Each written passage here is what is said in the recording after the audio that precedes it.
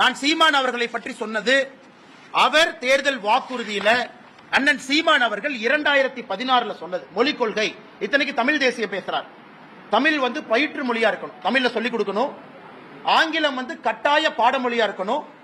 விருப்ப மொழி, அதாவது ஒரே ஒரு சப்ஜெக்ட், அது ஹிந்தி உட்பட உலகத்தில் இருக்கக்கூடிய எல்லா மொழி. இதுல ஹிந்தி என்கின்ற வார்த்தையை பயன்படுத்தியதே அண்ணன் சீமான் அவர்கள் 2016 அவருடைய தேர்தல் வாக்குறுதி. இன்னைக்கு சொல்றாரு, இல்ல நான் தான் டைப் அடிச்சேன், நான் தான் எழுதினேன், நான் ஹிந்திங்கிற மாதிரி இல்லையா அப்படி. அவருடைய தேர்தல் வாக்குறுதி 2016 சீமான் அவர்கள் சொல்லி இருக்கின்றார். இன்னைக்கு புதிய கல்விக் கொள்கை அதேதான். பயிற்று மொழி 5ஆம் வகுப்பு வரை கட்டாயம் தமிழ். இன்னைக்கு பயிற்று மொழி தமிழகம் ஆங்கிலத்தில் இருக்கு. இன்னைக்கு சிபிஎஸ்இ எந்த போர்டா இருந்தாலும் தமிழ் மொழியில பயிற்று மொழிங்கிறோம். ஆங்கிலம் என்பது கட்டாய பாடமொழி. அதே போல ஒரு விருப்ப மொழி, ஒரே ஒரு பேப்பர், அது மலையாளமோ கன்னடமோ தெலுங்கோ ஹிந்தியோ உருதோ சமஸ்கிருதமோ பிரெஞ்சோ, ஒரே ஒரு லாங்குவேஜ் பேப்பர் தான். நாம் இன்னைக்கு இந்த மும்மொழி கொள்கையில 3வது மொழி என்பது ஒரே ஒரு லாங்குவேஜ் பேப்பர். இது அண்ணன் சீமான் அவர்கள். அடுத்து ஐயா விஜய் அவர்களுக்கு வரல.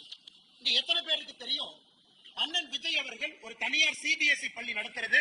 தமிழக வெற்றி கழகத்தினுடைய தலைவர் திரு விஜய் அவர்கள் ஒரு சிபிஎஸ்இ பள்ளி நடத்துறாங்க பத்தூர்ல. அந்த பள்ளியினுடைய பெயர் விஜய் வித்யாசிரம். நடிகர் விஜய் அவர்கள் தமிழக வெற்றி கழகத்தினுடைய தலைவர் விஜய் வித்யாசிரம் என்கின்ற பள்ளி நடத்துறாங்க. என்ன அர்த்தத்தில் சில அரசியல் தலைவர்கள் அவங்க நடத்துற பள்ளி சிபிஎஸ்இ, அவங்க நடத்துற பள்ளியில ஹிந்தி இருக்கு, அவங்க சொந்த குழந்தைங்க பிரெஞ்சு படிக்கிறாங்க. அன்பில் மகேஷ் பொய்யாமொழியினுடைய சொந்த குழந்தை பிரெஞ்சு மொழி படிக்கிறாங்க. இந்த அரசியல்வாதிகள் எந்த லட்சணத்துல வெளியே அரசு பள்ளியில் இருக்கக்கூடிய மாணவர்கள் மட்டும் 2 மொழி படிக்க வேண்டும் என்று எந்த லட்சணத்தில் சொல்றாங்க. அது தமிழக வெற்றி கழக தலைவர் அண்ணன் விஜயாக இருக்கட்டும், அண்ணன் சீமான் அவர்களாக இருக்கட்டும், தமிழகத்தினுடைய பள்ளி கல்வித்துறை அமைச்சராக இருக்கக்கூடிய அன்பில் மகேஷ் பொய்யாமொழியாக இருக்கட்டும். ஏன் இதையெல்லாம் தாண்டி இன்னைக்கு இன்னொன்னு பாருங்க. இன்னைக்கு நான் சன்சைன் மெட்ரிகுலேஷன் ஸ்கூல்லாம் போக விரும்பலைங்க. முதலமைச்சருடைய குடும்பத்தில் நடத்துறாங்க, ஹிந்தி இருக்கு, அதெல்லாம் விடுங்க. இன்னைக்கு இன்னும் ஒரு படி மேல போறேன்.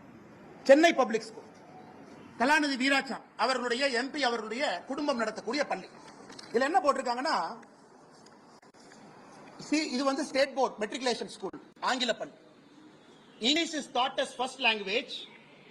செகண்ட் லாங்குவேஜ் நீங்க தமிழ் ஹிந்தி பிரெஞ்சு எது வேணாலும் எடுத்துக்கலாம். இங்க பாருங்க, இந்த பள்ளிக்கூடம் மெட்ரிகுலேஷன் பள்ளிக்கூடத்துல தமிழ் கம்பல்சரி கிடையாது. நான் சிபிஎஸ்இ பத்தி பேசலீங்க.